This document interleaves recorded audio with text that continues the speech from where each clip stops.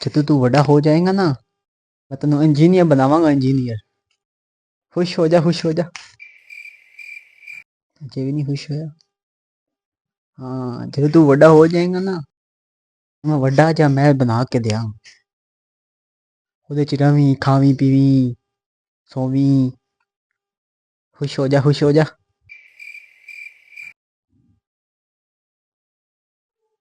जद तू वड्डा हो जाएगा ना उਦੋਂ मैं जहाज लैके दिया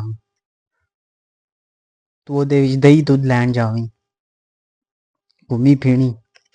खुश हो जा खुश हो जा।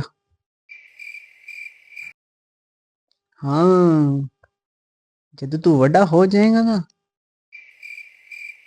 तेरी मैं सोहनी जी कुड़ी लभ के शादी करावां।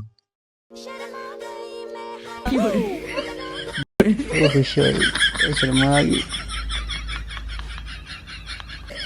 शादी का नाल ही खुश हो गया। काम करने का नाल मौत पै जांदी।